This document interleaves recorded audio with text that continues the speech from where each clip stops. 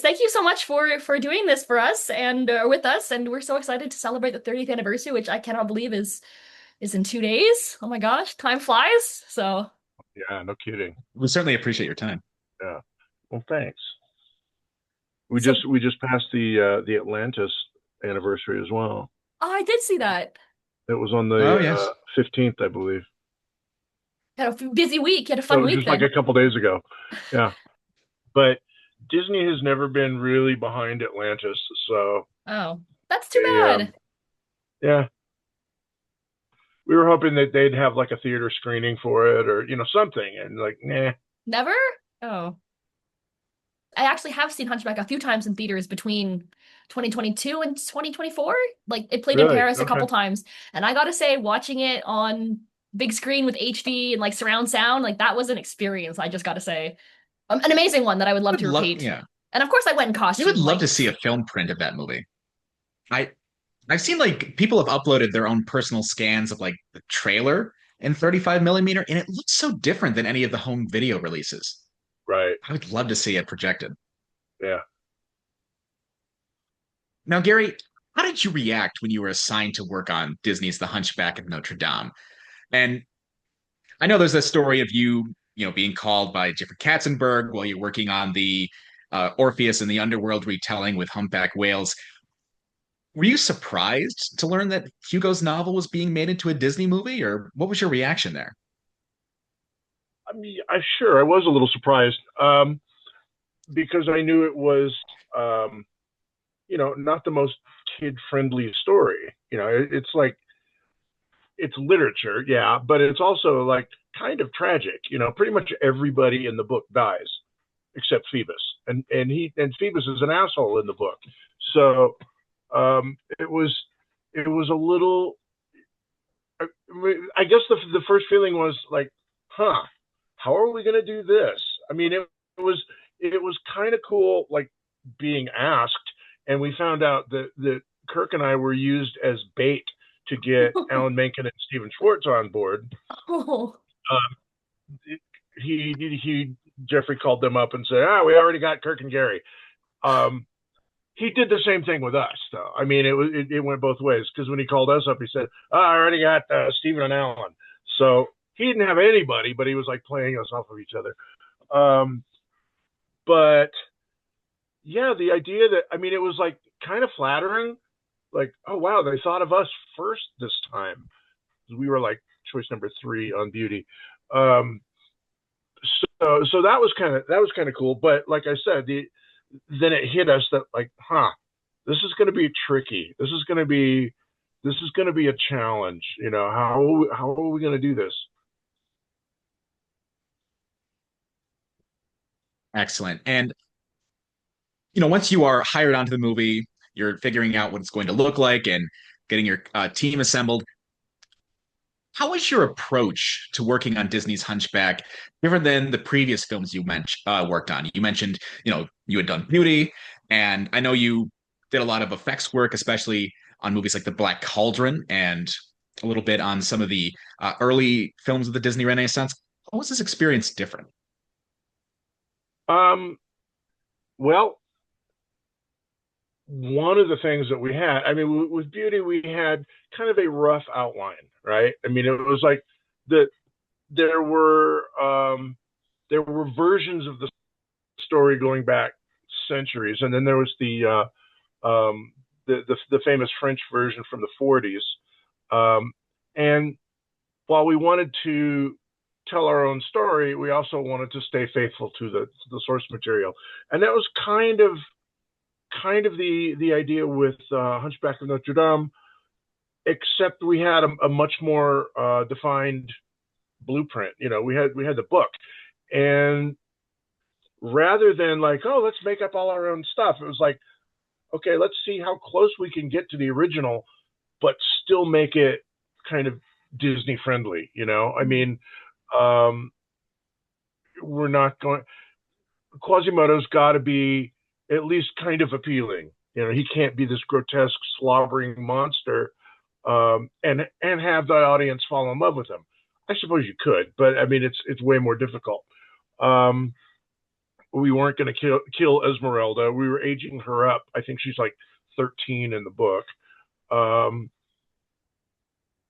So I mean, it was like little things like that. But then it was stuff like, okay, in the book, Quasimodo does actually talk to the gargoyles, and in some of the early movie versions as well. I think was it the Lawton version? I believe Yes, it it is. was like, why could not I not be made of stone as thee, is like the last line, and that was great. But we said, well, for Christ's sake, we're Disney. We can have the gargoyles talk back. So that's kind of how that came about.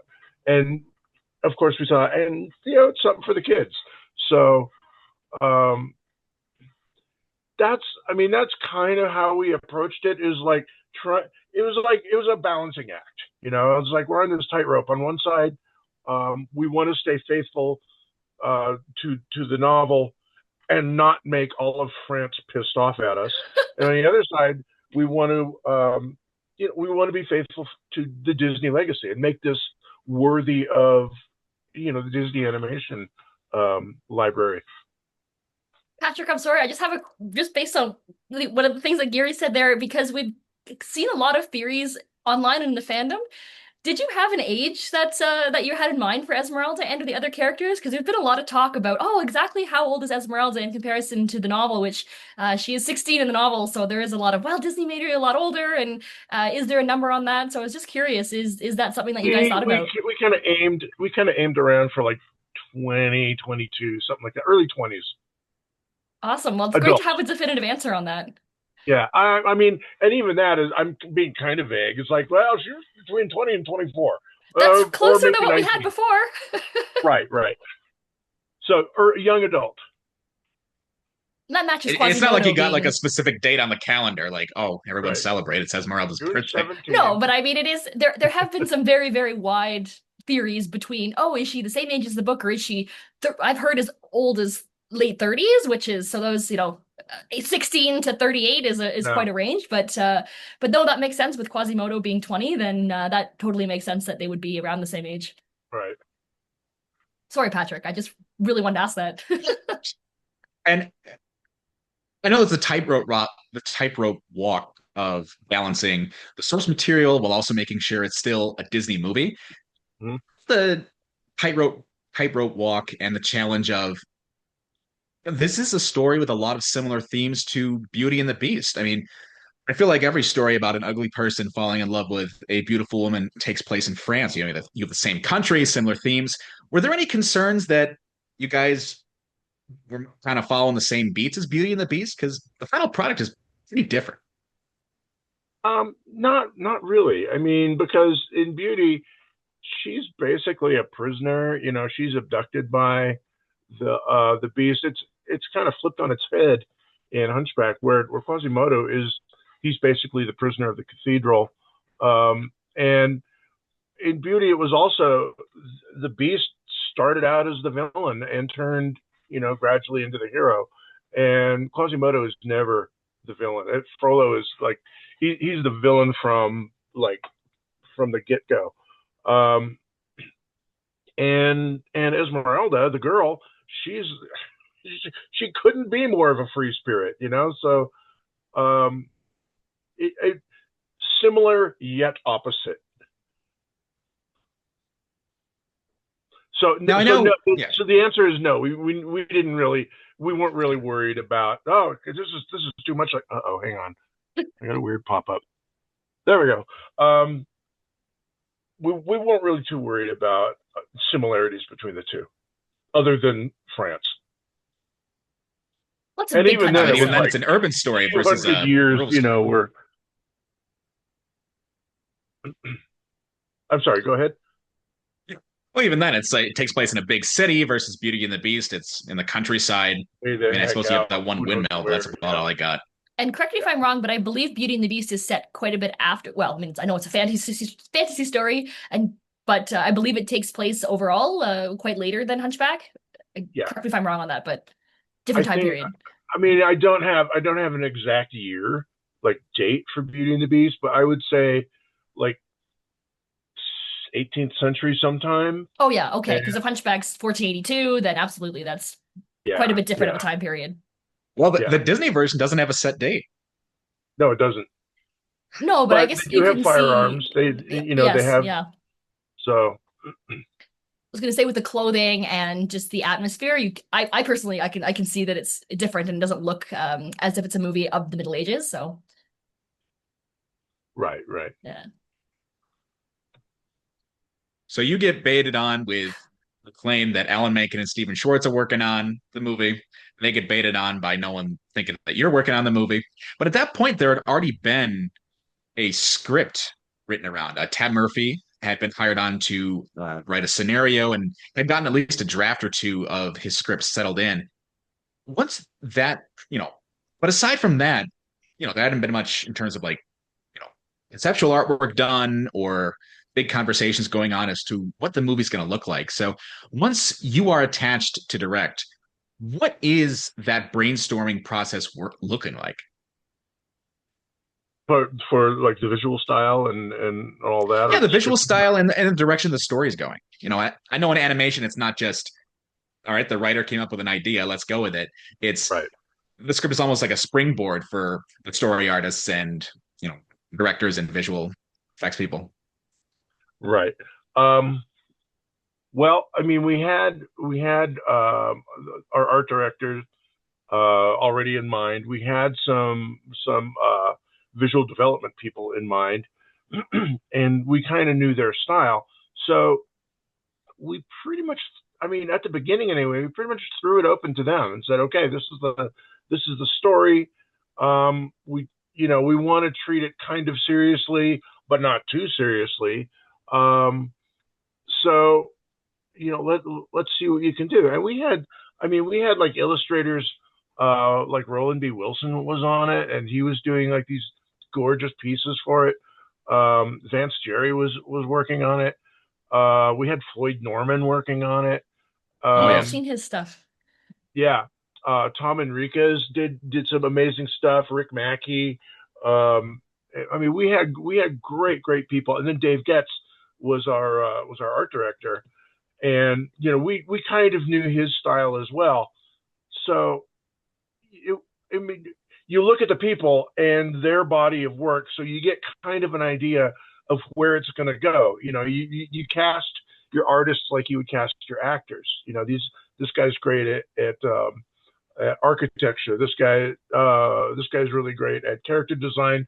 She's amazing at like environment. So and you put them all together, and then you start to pick and choose. It's like, yeah, this looks really good. Not too crazy about the level of detail on this one.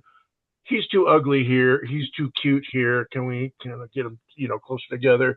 So, and that's kind of how it went. It's a lot of trial and error, and you see stuff go up on the board, and you go, I like that. Let's try to lean more towards this direction. Yeah. Tom Enriquez art in particular is very interesting. From what I remember, I've been looking at some of that recently. Quasimodo looks very, very boyish. Like he's got the long hair and he almost looks like a little emo depressed kid. That was partly Jeffrey Katzenberg that wanted the long hair. He was like, Really. he said, hey, he's really ugly, but maybe he's got these beautiful long hair. And so there were a number of joke drawings about that as well. Where you had these like Oh my God. curls and bouffants, and it was Uh, so that didn't happen. And we I weren't we absolutely, yeah. weren't making fun of Tom. We were not making fun of Mhm. Tom. We were just because he was like, oh shit, really? Okay. So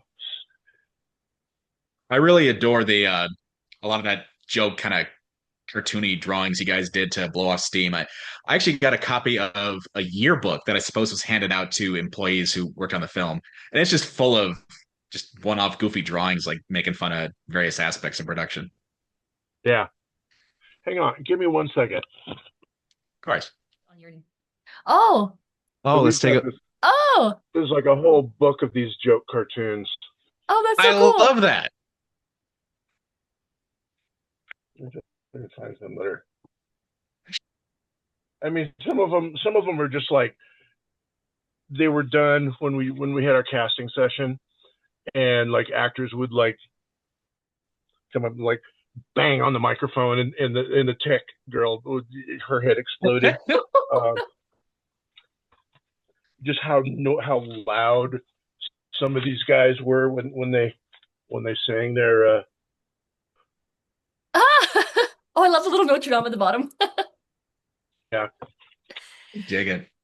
So just a real quick question that came out of that as well. How much stuff did you keep from the filmmaking process, or souvenirs or cast gifts? Like, I'm a big merch person, as you can guess, so I'm curious if you guys got to keep anything really cool. I I've seen stuff online on some. I eBay, mean, but not a ton. I mean, I kept some, but not a lot. I used to have a set of the sculpture, the maquettes, that they handed out to the animators, and I I lost those in the I just divorce. lost an eBay So auction for one of those. a lot of the guys that had those sold them off. I know Kirk sold his, oh no. but I was looking at the yeah. Quasimodo To be one fair, what are you too. going to do with it? It just stands there. Well, I And wanted the then like Quasimodo one too, but yeah, I the got outbid by like $10. oh really? And like at the last second, right? I know, some eBay nerd. Unlike me, though, I'm cool. Anyway, so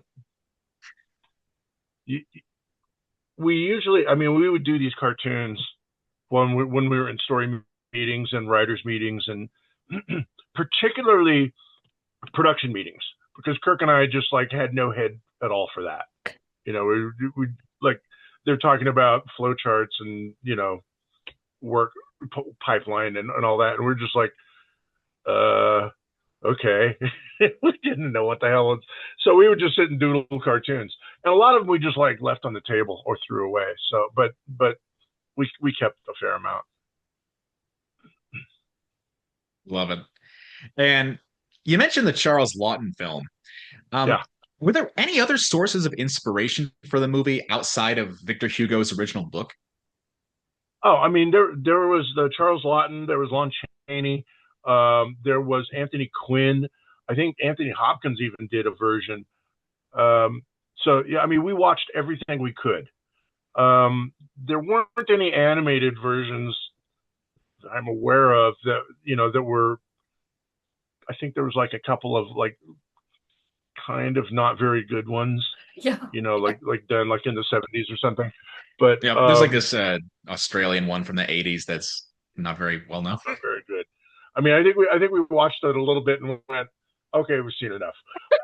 Fair. But the live action ones, yeah, we watched all of those, and and that some of the development artwork was inspired by those as well. I mean, you mentioned Tom Enriquez, and he did some great stuff based off of the Charles Lawton one.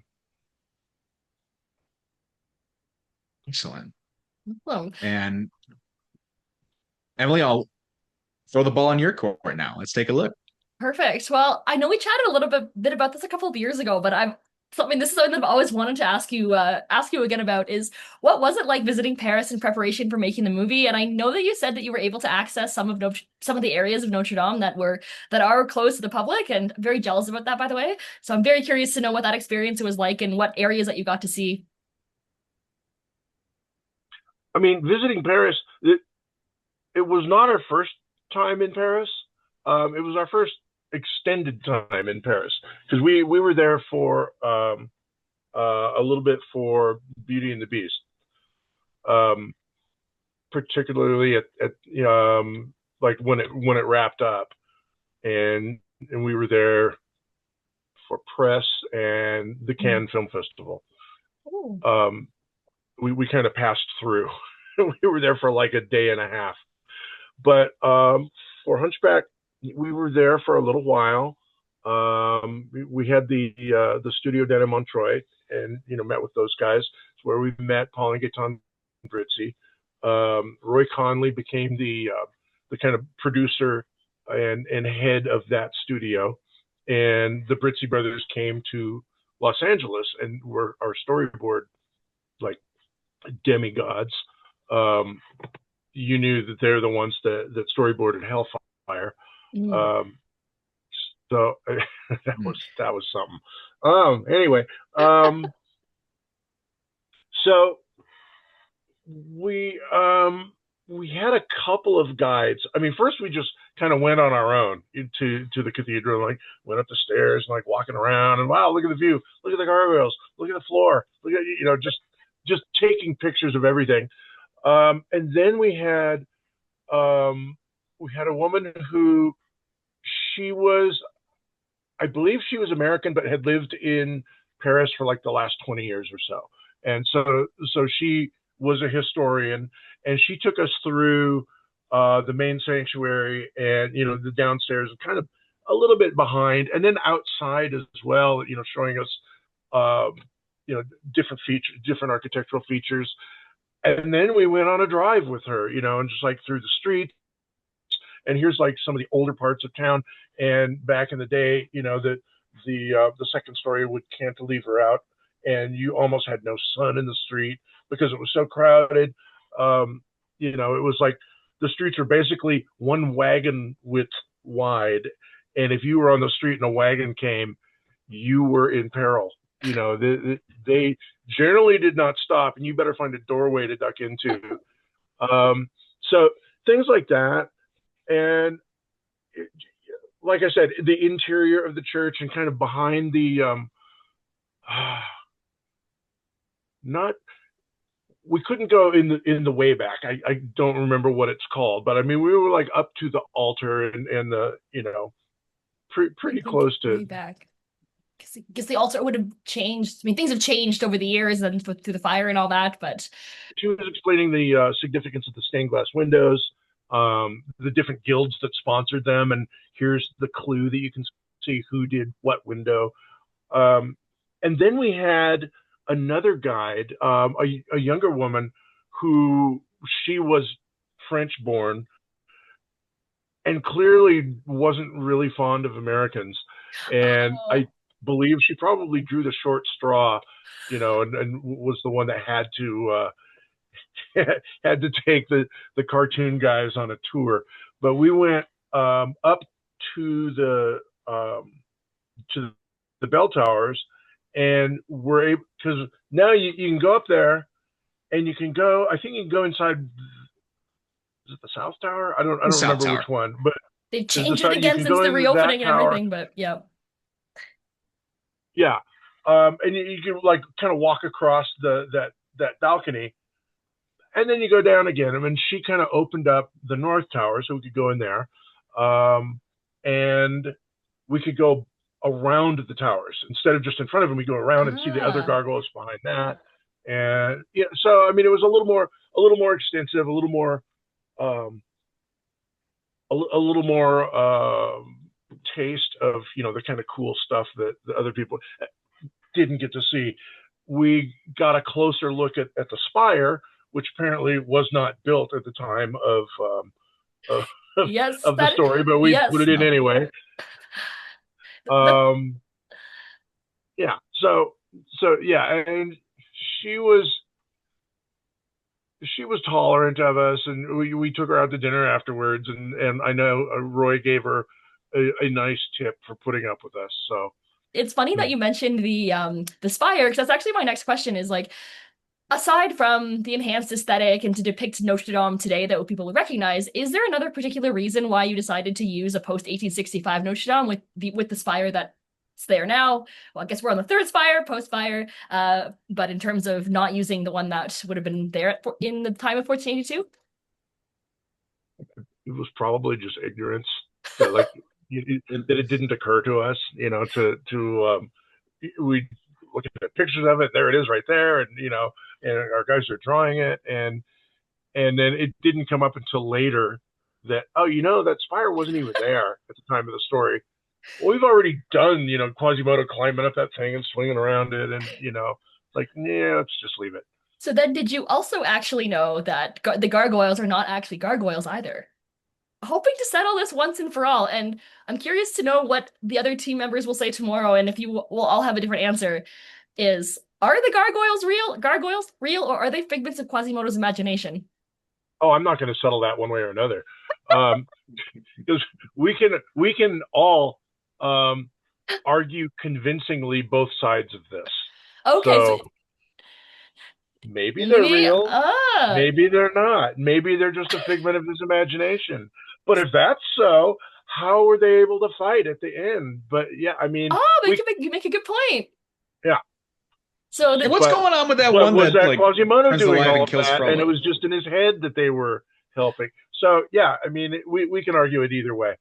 so the team didn't necessarily go in with the definitive answer altogether as a okay, this is Correct. what the whole team thinks. Oh, They're interesting. real, by golly. No, it was like, yeah, maybe they are, or maybe they aren't. Well, I love So that because that actually that fits with so much of Notre Dame's architectural mysteries because there are so many things on the cathedral where we don't know why they are the way they are or what that actually means. There's so many theories as to certain things and certain parts of the facade that are asymmetrical and oh well, people think well it's because of this or it's because of this or because of this and there isn't actually any definitive answer. So I love that because it actually fits with the history about Notre Dame very, very well.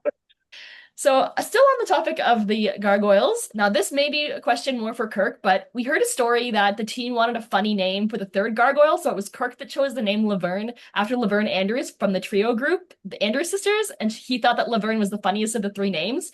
But with Victor and Hugo being named after Victor Hugo and his middle name being Marie, was Marie ever considered as an option before going with Laverne? I don't think it was. I mean, maybe it was, but Laverne overtook it so quickly that Marie was like right over the side. So Oh, okay.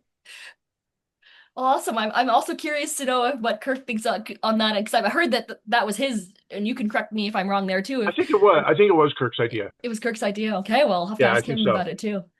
I was really surprised learning that for a decent, for at least for like for a while in early drafts of the script for the Disney one, there were a lot of elements from another French story about an ugly guy, Cyrano de Bergerac, where Quasimodo would be writing love poetry on behalf of Phoebus, and Phoebus was going to be a poet who had to work as a soldier, but didn't really want to be a soldier because he was kind of a coward and never fought.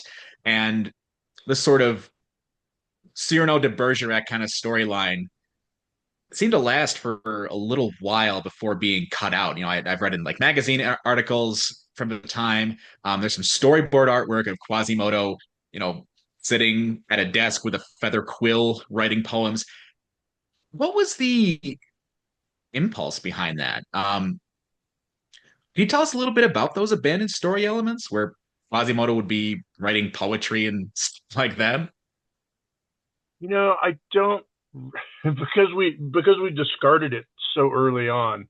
I don't have a real clear memory of it. I think it was kind of um, I don't want to say inspired, but encouraged by um, the higher ups. That this is our window into Quasimodo. Maybe this will make us like him. I think it was David Staten that was the one that Yeah. brought the property to Disney, and that may have come from him or uh, from his peers. Kind of higher up the ladder. Um, I do. I mean, I have a dim memory of some of that stuff, but I think it was pretty much gone by the time by the time we were like really seriously took it on. We didn't really view it seriously. I mean, we thought this is Quasimodo's story, not Phoebus's Mhm. story, and so we went that direction. It seems like that was a theme throughout the production. I know there were a lot of moments where there was some tension as to whether the film was focusing too much on the romance, especially between Phoebus and Esmeralda. And how do we get to our main character, right? How do we make the Hunchback of Notre Dame about the Hunchback of Notre Dame? Yeah, I mean, we spent a lot of time, in the writers' rooms with Tab, with Bob Zudiker and Noni White, with Irene and Jonathan, Irene Mecki and Jonathan Roberts. I mean, we had a lot of meetings with a lot of writers, and we went over and over and over, and we would have table reads, and no, it's going too far into one direction. Let's pull it back. well, what is her motivation here? Well, does she hate the soldiers? Is she scared of the soldiers? What, so it was a lot of that. And again, this is the writing version of what we did with the visuals earlier. Just a lot of trial and error, a lot of just working it out at the table. And with Quasimodo, and earlier you were mentioning some of the challenges with casting, the technical challenges of, hey, the microphone's too loud and it's killing the poor sound Oh yeah, girl. right.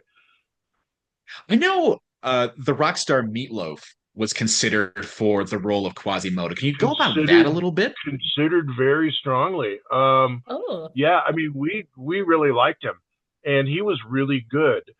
And I think we were like on the verge of casting him, and it came down to a scheduling conflict. I mean, he had like a tour, and we had recording dates, and they were not playing nicely together, and we couldn't make it work. So, but I mean, after I think he had like a callback or two, and we were like pretty sure this was going to be it. And Kirk and I were walking back out to the parking lot and saying, "So what do we call him? I mean, do we call him Meat? Do we call him Mr. Loaf? I mean, how do we address him? Because we were pretty sure this he was going to be it." And like I said, it came down to a technicality that he couldn't do it.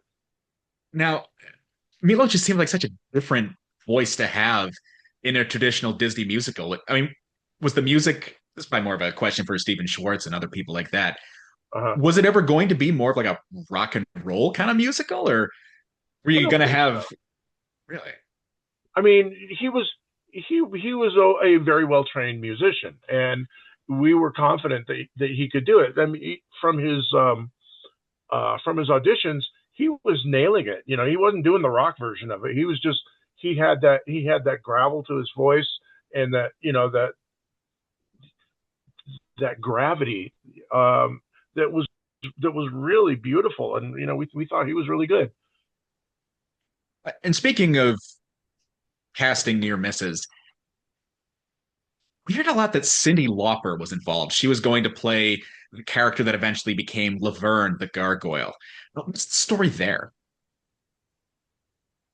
He came Did in she and ever read get for us. beyond the audition phase? I don't think so.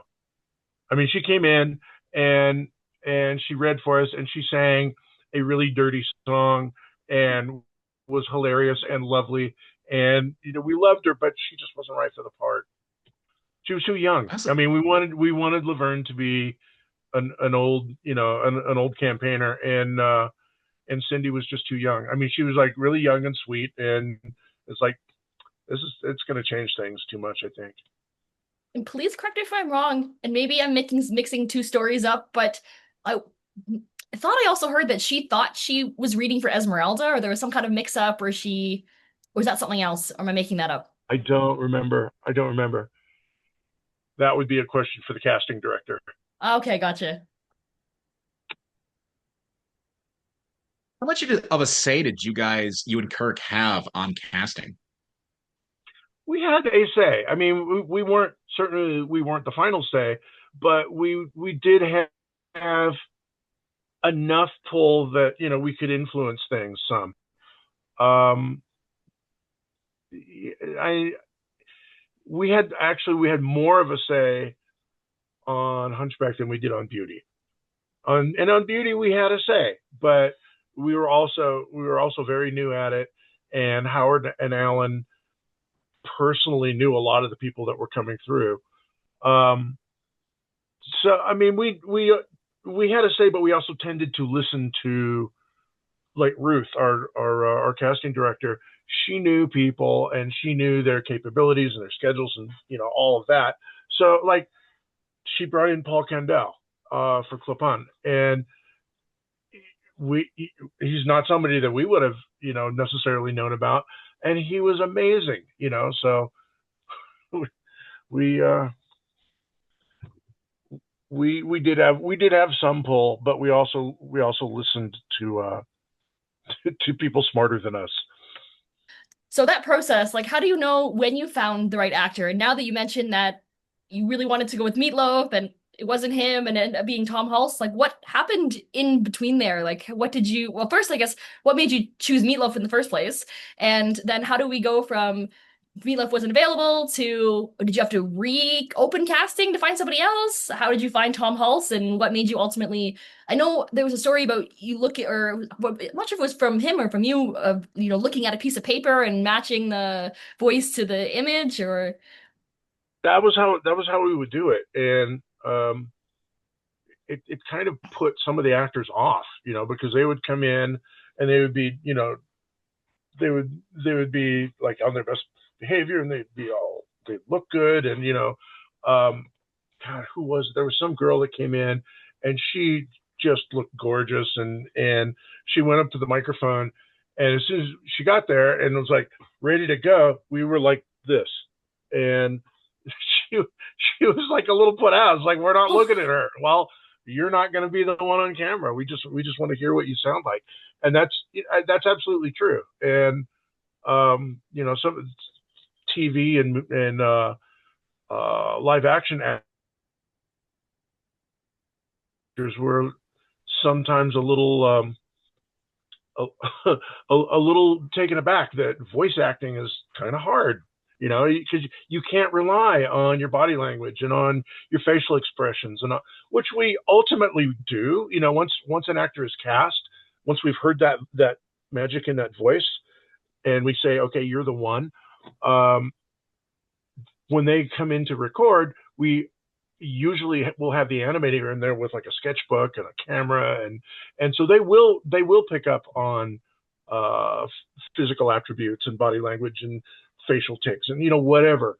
So I don't want to say it's 100% just drawn on paper. The artists do take inspiration from the voice. A lot of people say, you made that character look like the actor. It's like, well, it doesn't really look like the actor, but it acts like the actor, and that's where people kind of get the two of them. Speaking of voices, we've heard rumors that Michael Jackson, of all people, wanted to be involved in the film. Is there any truth to that, or is that just I rumors don't and know. nonsense? I don't I don't remember that one. Because timing wise, oh goodness, early 90s is not his time with so many Yeah, of those controversies if going if on. that was the case, it was probably, well, I don't remember it. So it was either just kind of ricocheted off my head. We may have already cast, or they may have like just not mentioned it to us. Probably a combination of the three. I mean, I just wasn't paying attention. You told me you were, as a director, you split your duties with Kirk to be more focused on um, the technical aspects like special effects, snow, fire, smoke, that sort of thing. Mhm. This movie has a huge role for emerging technologies at the time. You have the big CGI crowds, you have um, tons of different layering of effects in the cap system. The coloring there is being done digitally. So I get that this movie has a lot of big technology used at the time. But did the availability of certain technologies like computer graphics influenced how you went about shaping the story? If you knew you could make a big crowd versus, oh, this is something that we're not capable of doing at this budget with this time frame. Like, what did technology shape not just the way the movie looks, but the way you approach the story? Well, yeah, I mean things like the Feast of Fools, or the siege of the cathedral at the end, where you've got a cast of thousands, which we took. Basically, we took the technology that they pioneered with the wildebeest stampede, and just turned them into humans. And we actually have gag cartoons of that, with a few wildebeest stuck in the crowd, just as like kind of artifacts. But yeah, you look at Beauty and the Beast, and the crowds in that, they're not huge. I mean, there are a couple of crowds, but some of them are cheated. They'll just be silhouettes behind a few kind of hero characters in the foreground, or they're just suggested. We do with editing and angles and things like that. And this new technology allowed us to really expand. We could become like epic. We could, and this is something also that Jeffrey Katzenberg was really excited about. He always kept bringing up like Lawrence of Arabia and just the grand scale of things like that. And he wanted an epic, an epic movie, and we were on board with that. We said, okay. We got kind of tired of hearing about Lawrence of Arabia, but we did say, we can do this. We can make, this big, this big spectacle that is worthy of Victor Hugo's novel. Gary, you mentioned how the voice actors do shape their roles, especially once they're cast. You'll take a little physical tick and that'll show up in the animation or however they approach their roles. Are there any funny stories or amusing anecdotes about some of these recording sessions where I know it's a story of Kevin Kline brandishing a sword during some of his more heroic speeches that he has to do as Phoebus. Are there any other similar amusing stories with the other voice actors? Probably. I mean, Jason Alexander was always funny. I mean, he's a comedian, so he was always very funny and had a number of outtakes that we couldn't use but were hilarious. We we tried to get Tony J. We had a couple of lines that were like just groaner like pun lines, like I had a hunchback at the bell tower. And he just like, no, guys, I refuse. I'm not gonna read that. And the scene where he's doing the alphabet lesson with Quasimodo, and Quasimodo says festival, and you hear a like that. We wanted a spit take, and we wanted a full on cartoon. He wouldn't do it. I don't think he could do it. Like they don't teach spit takes at Royal Shakespeare. So, but yeah, I mean, there were always little things like that. I mean, there's, you're talking to Kirk tomorrow. Yes. Yes, we are. Ask him about chasing Demi Moore down in Florida while she was doing striptease. Oh. I'm writing that down now. She did the Beavis and Butthead movie the same year. She had a very interesting 1996. Yeah. Beavis and Butthead, Hunchback of Notre Dame, and Striptease. That'd be a hell of a triple feature. I was gonna say that's an interesting crossover. So what was your collaboration process like working with the songwriting team? So Stephen Schwartz and Alan Menken and with all the rest of the team members and putting all those pieces together? I mean, for the most part, it was fairly seamless, but every so often, there was, I don't want to say a breakdown, but certainly a kind of bumpy communication, because Stephen and Alan's background and training was very different than ours. And, we would be talking about something and they would give examples, like, oh, it's like Pippin, like Annie, get your gun, like Showboat. And Kirk and I were like, oh, you mean like Dirty Dozen, like The Great Escape, like, just like worlds apart from each other. We eventually came together and made it work. But that was probably the biggest thing, is like our backgrounds were so different that sometimes our frames of reference like kind of had to creep towards each other. It wasn't automatic.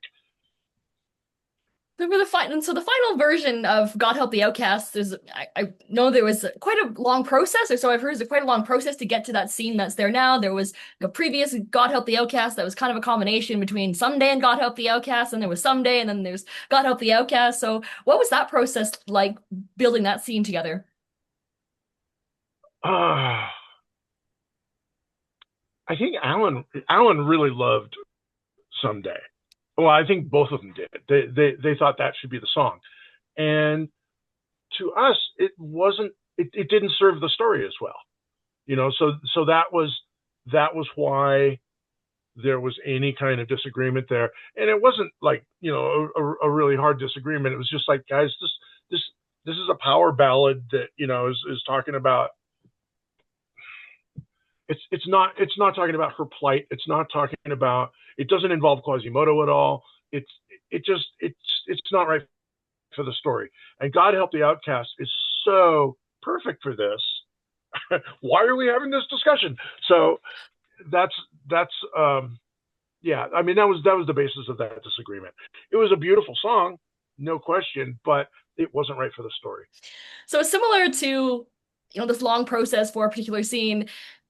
Because I know that there was, In a Place of Miracles was written As Long as There's a Moon, and The Court of Miracles were all written for the Court of Miracles song. So how did you ultimately decide on the Court of Miracles? And I gotta say that I'm a sucker. I'm such a lover of the original In a Place of Miracles scene, and I was actually so disappointed when that didn't make the final cut. And I'm a hater. It's too long. I think it made the right cut, but sorry.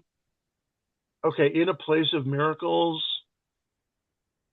I think that wasn't written for the animated version. I think it was written for the stage, wasn't it? No, No, that was for go the ahead. animated version. Was it? That was the one where there was a fantasy sequence of Phoebus and Esmeralda riding a unicorn, and Quasimodo would look at himself in a chalice and get beer goggles and see himself without his deformities, and then he would dance with Esmeralda, and it goes on for 20 minutes, and Quasimodo is like not on screen in the movie. This is And called The I Hunchback of Notre Dame, but it's a very pretty tune. It is pretty. and I think I you think you actually guys did say commentary on it for the Laserdisc.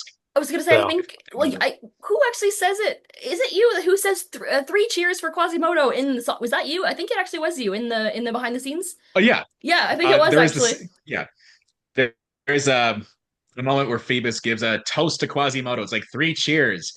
In the final film, Phoebus just smiles and rubs on his shoulder. It's like you tell it better in the final version, in my opinion. I know Emily, you like that deleted sequence. Yeah, I was going to say three cheers for Quasimodo comes from Clapon at the very, very end.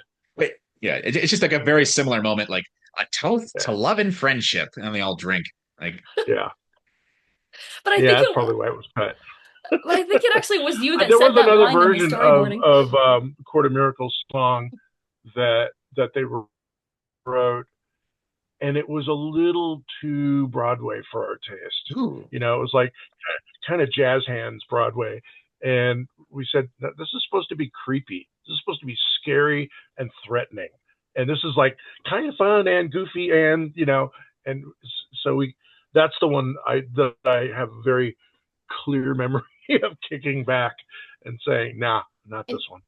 it's interesting. That must be a third version because that wouldn't have been in a Place of Miracles or As Long as There's a Moon because as long as there's a moon is It was quite. a first version of Court of Miracles. So Oh, okay. We'll have to make a note to ask Steven about that tomorrow as well. See if he has any memory of writing that. There was also I, going to be the big skeleton fight. Oh, Yeah, yes. that's a tragic loss. That would have been fun. Now, obviously, working on a movie for 3 or 4 years, especially one of the scale of Hunchback, is not exactly an easy process. You're mentioning those long production meetings, and you're working with a ton of people, especially when you're the director. You're very high up and have a lot of authority and in charge of a lot of people. What was the biggest challenge during the creative process? Were there any moments that felt, perhaps more frustrating, or was there a moment where you felt kind of stuck? Like, all right, there's a one issue or another going on with the story, or maybe the silicon computers weren't working. Uh, how do we get through this moment? you just described the entire process. Um, it, it was always that way. Yeah, I mean, like Don says, if these things were easy, everybody would do them. They it was a constant, little battles and big battles. You mentioned the computer. Um, I'm sure you've heard, or we told you about, the opening shot and going over going through the clouds to the cathedral and down into the city, and just the nightmare that caused the digital people. So yeah, I mean, there are, and story problems, yeah, constantly. We we would we would work and rework and rework. I mean, there was a time when we got to the point where, okay, we've got this. I'm trying to remember exactly what part it was. It was when, I believe, Frollo and Esmeralda and Quasimodo were all kind of like around the Court of Miracles, and after that, they were all kind of in contact with each other. And how is that going to work? And we cut out a sequence where Frollo had Esmeralda in the dungeon, and he approaches her, and that whole speech he gives on the at the stake, he gave to her down in the dungeon, but it was just the two of them without an audience and without the imminent rescue of Quasimodo. It was like, choose me or the fire, and she spits on him, and he leaves, and then we go, and we thought, well, this is a good scene. These are good lines. Let's just put it here at the end, where it will have more impact. So, things like that, where we're like juggling around and moving things around. At one point, I know we were stuck on characters' motivations and how are they going to relate to each other. And to kind of break that logjam, we recast all of the characters from The Simpsons.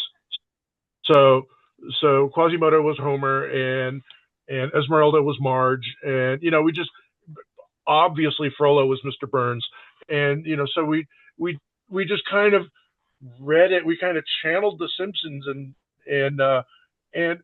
it weirdly kind of helped. It's using these other voices and these other characters in our characters was like, oh yeah, okay, back up and now like craft it for Hunchback of Notre Dame. But yeah, it was goofy and it was funny, but it also kind of cracked the ice a little bit. It kind of got us past that wall. I love that. And likewise, it's a bit of a misconception that the higher ups were afraid of the darker elements of this material. It seems like Michael Eisner really liked the movie. He was very supportive of it. You guys were able to get Hellfire through in some of the other darker moments. Quasimodo is actually deformed. He's disabled. He's not just a person with long hair. Were there any challenges with balancing the tone and figuring out how you're going to manage such a dark and a bit more intense film? I definitely don't think the final product goes too far. I think it's still very appropriate for children, though. I know some people it's a little bit too intense in that front. Sure. Well, I mean, you mentioned Hellfire, and that was one that when Paul and Gaetan presented that to us, and it's an understatement to say we were blown away. And I think pretty much the first thing we said was, we're never going to get this past, the executive branch. But like you said, Michael Eisner was a big fan, and he recognized that if we water this down, we're doing a disservice to the story. We are doing a disservice to Victor Hugo's, kind of dark. This is as dark as we got, and it was pretty dark. But he knew that if we watered it down or if we softened it, it would not be good for the movie. Roy Disney was the same way, and so we had the backing of these guys, even if like some of the middle, management was a little more nervous at the beginning. Once we got the blessing from higher up, it went through. Our only stumbling block after that point was the ratings board, and how we're going to get this past them. And even then, it got through. Tab Murphy says Hunchback is the most R-rated G movie you'll ever see. So, yeah. But not to Emily's people. I was gonna say, in apparently Canada, it's a PG in in Canada. Yeah. No, I think it's G in France, or it's a different. Well, actually, Jack, I think it's. Actually, no, I can't see on that one. I happen to have it here. Yeah, I guess in Europe it's U, so that would be G is North America Yeah, or United States. But I know that my Canadian copy at or back in Canada it does have a PG rating, and I remember when I first was getting into it, people were of course saying, "Oh, how does this film not get a PG rating? How did it get a G?" I'm looking at my copy and I'm like, "What is everybody talking about?" Not realizing that it actually is a different rating system. yeah, yeah. They only had, I believe, they only had one note for us in that, and it was the ratings board was a little nervous about the word sin when Frollo says, "And turning me to sin," and so we just dialed instead of rewriting it, we dialed his volume down a little bit, and that's right when all those red robed judges kind of whooshed up from the floor, and we just dialed up the whoosh, and so it's still in there. You just can't hear it as well, and that apparently satisfied them. What's unfortunate that Damn, that would never Quasimodo get. saying damnation is like their yeah, but no issues with damnation and eternal damnation. Evidently not. He says it with a big smile on his face in that alphabet scene. Yeah, Eternal damnation. eternal damnation. Yeah, good. I was just gonna say it's unfortunate that that would never be able to happen today. Like this would never pass Oh no. anything today because it was I oh mean, man. you can say that about a lot of movies. Oh Actually, yes.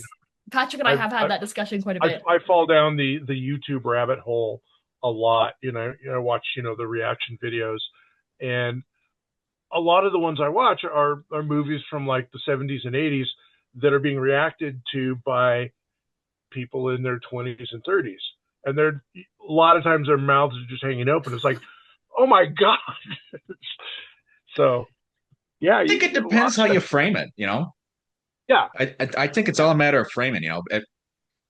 God, I don't want to get too much on this, but people say like a lot of the old Mel Brooks movies, like, oh, you couldn't do Blazing Saddles today. I think you could. It's just be depending on how you frame it. And same with the. Okay, I don't know if they could do Hunchback now. Not in the era of everybody having a well, voice that's to the thing. complain. I'm talking about movies like Animal House and Airplane and ones Oh like that, yes, where the humor can be pretty, it's so blue. yeah, pretty rough. Hilarious, but yeah, I mean, people are like, oh, a lot of pearl clutching going on. Yeah, I feel like it's very difficult for I think media literacy now is not where it used to be or no, I don't want to I don't want to offend anybody, but I yeah, definitely think the world's media literacy is like slightly lacking for a nice way to say that. Because yeah, for sure there's a lot of things that would not be You means. blame these. Oh yes. Oh yes, 100%. Well, that's why I mean we've had this Patrick and I have had this discussion quite a bit of about our thoughts about the proposed live action version. And I know, sorry, Patrick, I've skipped a couple of my questions. I'll go back after, Hey, but that's all right. It's I'm more caught up in natural the anyhow. I'm caught up in the moment because yeah, we've talked about this quite a bit together about just our thoughts about the previously released or announced live action and how we don't think it's a good idea or how we're not in favor of it. And I know that I've heard that the animation team is also along those lines too, not really in favor of the live action, but we heard it was canceled or it was stalled or You can do another version of Hunchback of Notre Dame, along the lines of Anthony Quinn or Charles Lawton, but Oh, don't do dude, a live action remake of an animated one. I mean, I'm going to it's a be very cartoon. You honest can't here. do that as interesting in live action. You know, What's that? it's I'm on the same page. It's like, well, I already saw the Disney one.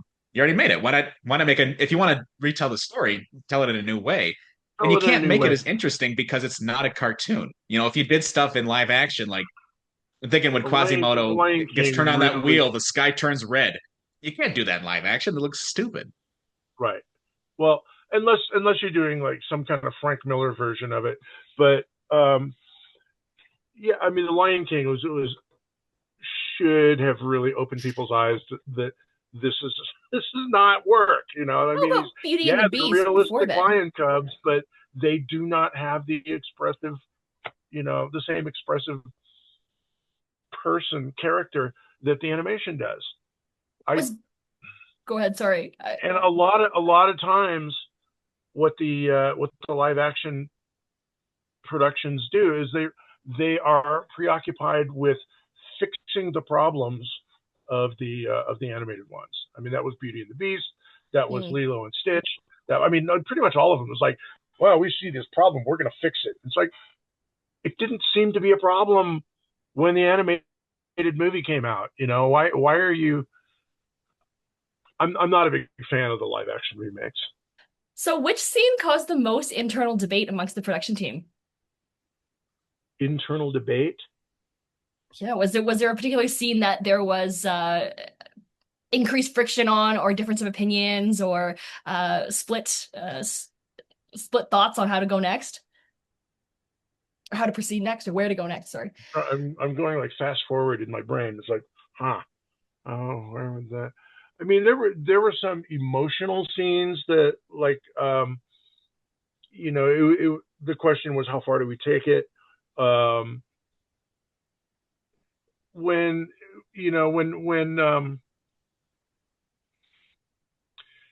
when Phoebus and Esmeralda kiss and Quasimodo witnesses, it's like kind of a heartbreaking scene, and we wanted to really push that. And some people thought, yeah, it might be a little bit too far. Fortunately, most of this stuff was worked out in the storyboard phase, so it wasn't like the animators were pushing back or um, you know or having to wrestle with it. I know one scene that just raised eyebrows was when Kathy did Frollo sniffing Esmeralda's hair, and she actually had to pull back on that. That was not because of the crew. I believe that was either um, um, Tom or Peter, Tom Schumacher or Peter Schneider, saw it and went, "Whoa, whoa, whoa, whoa! That's you're going too far there," and that's just too creepy for a man to do this to a woman. And Kathy was the one that came up with it. I mean, that was not in the storyboards, and Kathy was the one that just like stuck the knife in and twisted it. God bless her. Um, so yeah, I mean, it was even creepier than that, and Oh. she had to pull back a little bit. Ooh. Was there any animation, like any completed animation that didn't end up in the final film? It's funny you should ask that. We had no.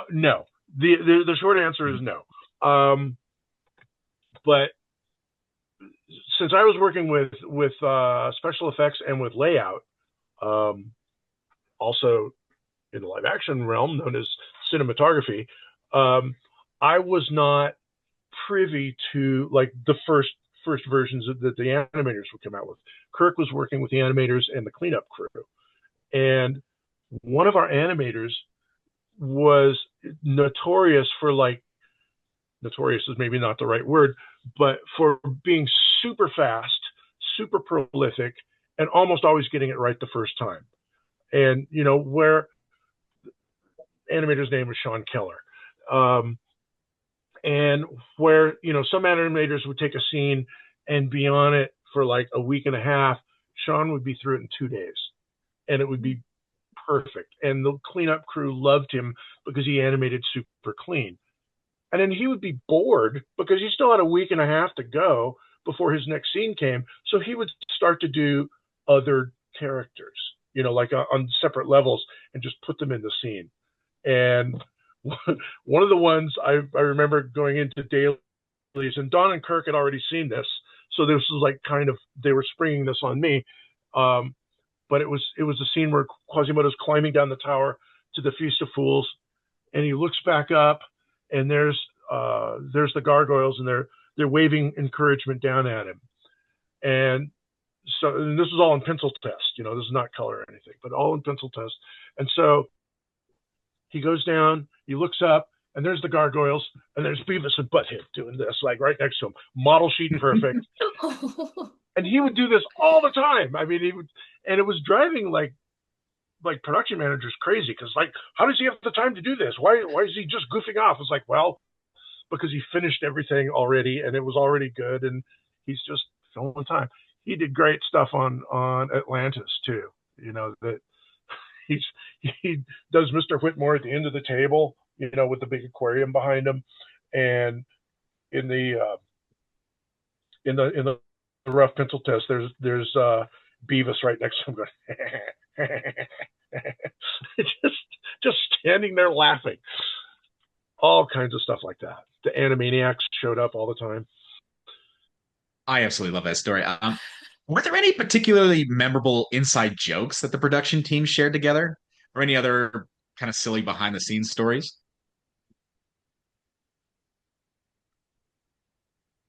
I mean, those animated bits were pretty good. Just the joke cartoons that we did. Gosh, I can't really recall too many.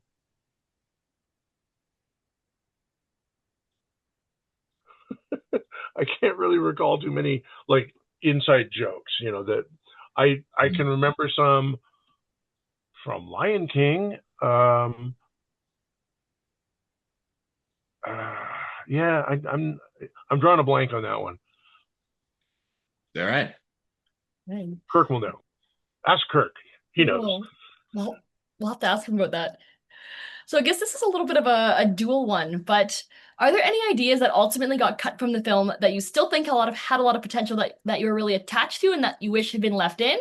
And also on the flip side of that, what creative risk in the film that are you most proudest that the team refused to compromise on? What was the last question? What creative risk in the film that are you the most proud that the team refused to compromise on? I mean, creative risk, I think, without question, was Hellfire. I mean, that was something that both both technically, visually was difficult. The shadows going up at the end, and the just the amount of flame animation, and okay, what do I kind of wish had stayed in? When Paul and Gaetan boarded it, and Esmeralda was in the flame, she was naked, which was like really fueling Frollo's lust. And we were like, wow, that's cool.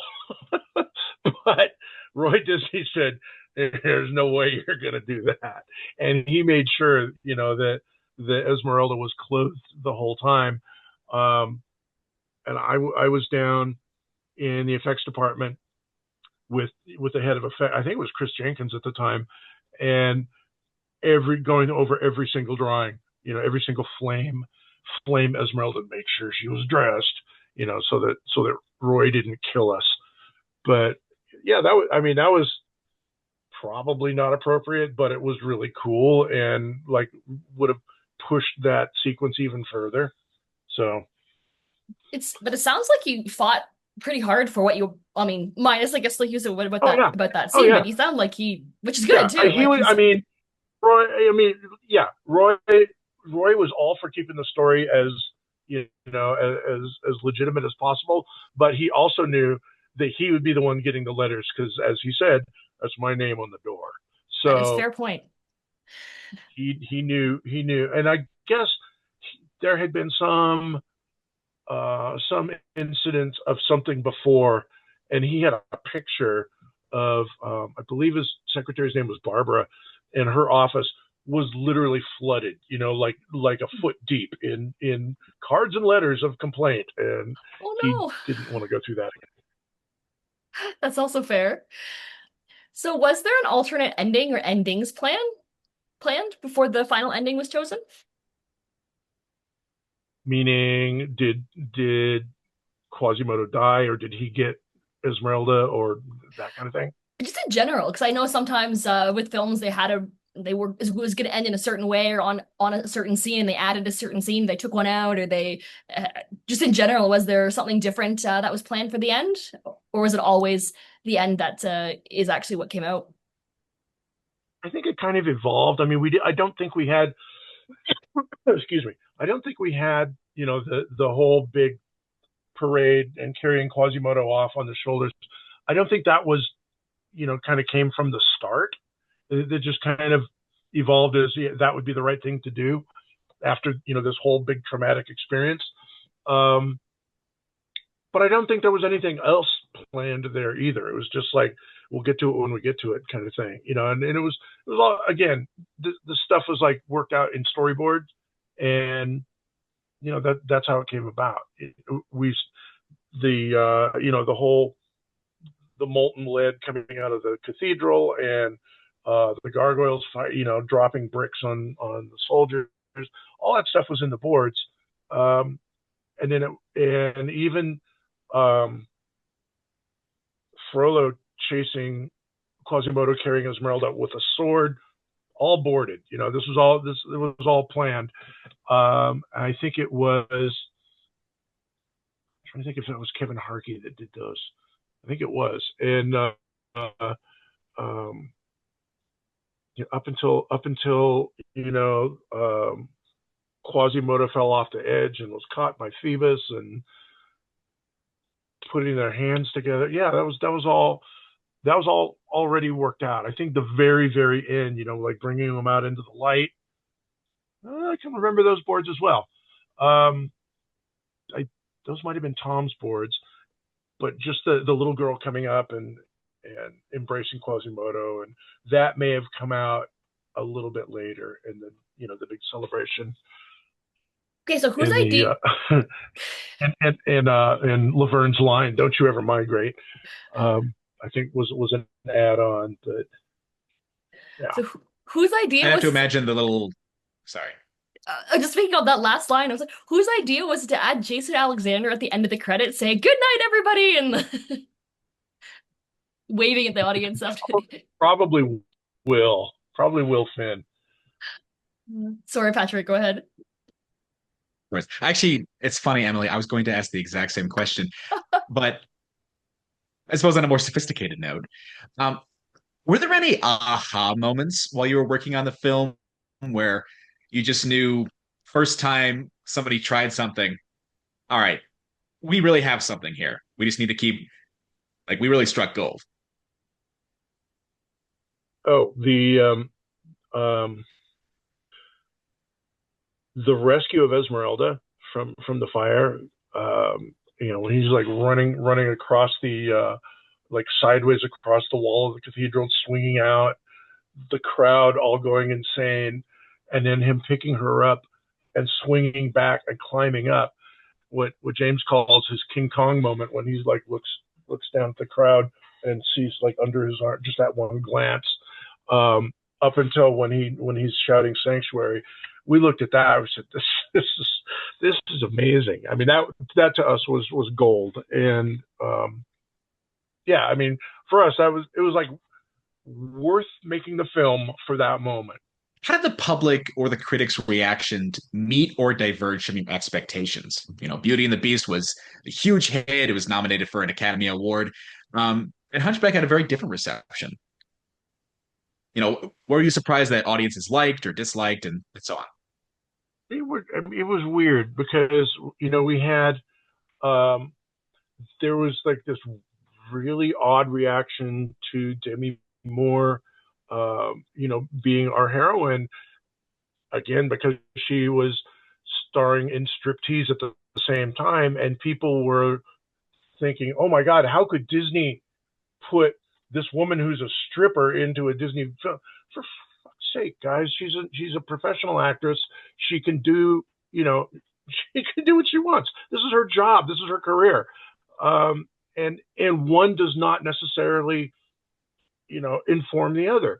So yeah, we were concerned that people were like angry at Disney and angry at her for doing her job, and for us using a great voice actress. Then there was the whole Southern Baptist kind of reaction to our anti-religious stance, which we found weird because we thought we didn't want to take on the Catholic Church. We didn't want to be anti-religious. That's why we made Frollo a judge, because in Victor Hugo's book, he's the archdeacon. That's Frollo. And we said, no, we're not gonna do that. We'll make him a politician because everybody hates politicians. So yeah, it was a little confusing that the Southern Baptist commanded their flock to boycott the film. Um, I mean, we thought we had a really good movie, and people were taking offense to it. I mean, certainly taking offense to Hellfire because you were saying Hellfire, and you're dealing in like um, projection and lust, and all these other like forbidden topics, forbidden in in the regular world, much less the Disney cartoon world. So yeah, I mean, we scared some people. Worth it. Agree. And aside from that, this is like a long shot. Uh,